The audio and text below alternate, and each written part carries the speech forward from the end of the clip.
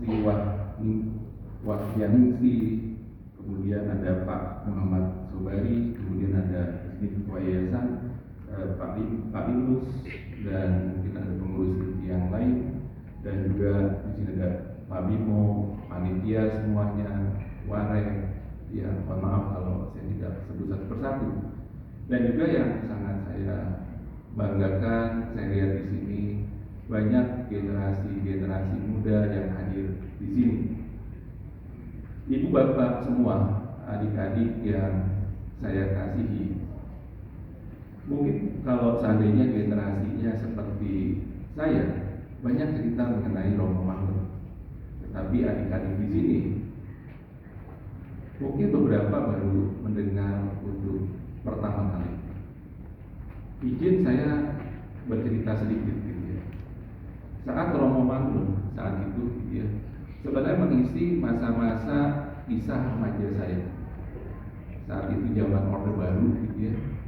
Kemudian kisah mengenai Romo Magno dengan Kalicoliknya, kemudian Romo Magno dengan Rumombonya, dan banyak kisah-kisah lain.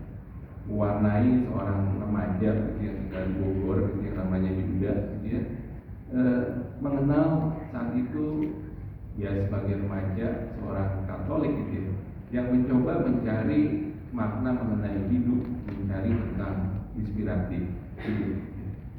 Dan saya terkesan dengan Romo Magno ya sebagai remaja gitu ya. Saya sangat terkesan dengan wajahnya Romo Magno gitu ya, sangat khas gitu ya, dengan jenggotnya yang putih gitu ya, dengan muka-muka seniman gitu ya. Zaman saya kecil juga mungkin kalau masih ingat di sini yang zaman saya ada Pak Tino Sidin gitu ya, mirip-mirip seperti itu.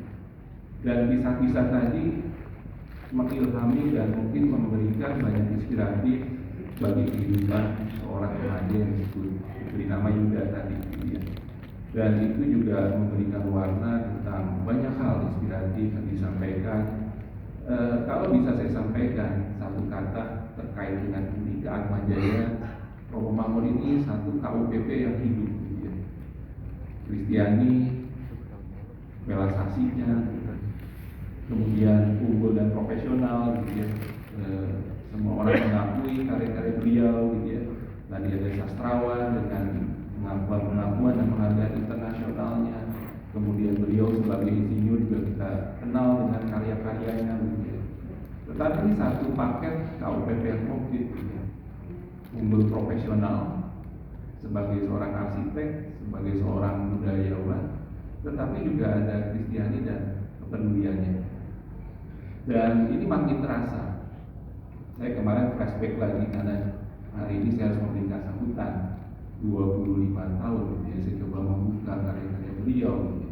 Itu semakin terasa gitu ya, dalam memberikan inspiratif kembali kepada saya, bukan pada saat saya masa remaja, tetapi dalam konteks kekinian, dalam konteks tantangan bangsa ini ke depan. Dan inspiratif ini tentu sangat memberikan daya ungkit ya, khususnya untuk para anak muda. Kemudian hal yang kedua, bukan satu yang kebetulan. Saat ini didengungkan Indonesia Emas 2045, Indonesia Emas 2045. Semua yang hadir di sini, khususnya adik-adik saya yang di SMA, khususnya para mahasiswa di semua universitas, bukan hanya di Unikat Majaya, 20 tahun lagi saat 2045 mereka lah pemimpin kita semua di sini. Tepuk tangan dulu untuk adik-adik kita di KPT, kemudian kita ngobrol gitu. Itu satu kebahagiaan buat Unikat Majaya gitu ya, bahwa acara ini betul-betul bukan untuk semata-mata untuk IKPT atau untuk Unikat Majaya, tetapi untuk Indonesia. Saat kita menuju Indonesia Emas, hampir tidak mungkin kalau tidak didukung oleh SDM yang emas. Persoalan saat ini, kericuhan yang ada, permasalahan yang ada, bukan karena SDM yang kognitifnya tidak cerdas, bukan karena itu, Justru karena kognitifnya cerdas, tetapi tidak didukung oleh karakter yang kuat. Dan kita bersyukur kita punya Romo Mangun.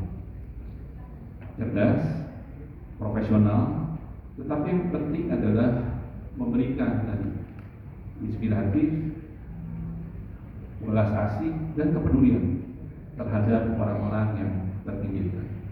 Mudah-mudahan dengan acara ini kita memperingati 25 tahun wafatnya Romo Mangun dan 96 tahun Sumpah Pemuda, dan cukup unik nanti saat Indonesia Emas 2045 Romo Mangun pun kita peringati 45 tahun wafatnya Romo Mangun.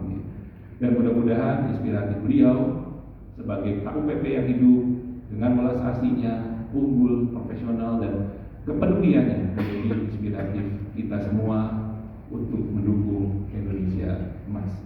Terima kasih Bapak Ibu.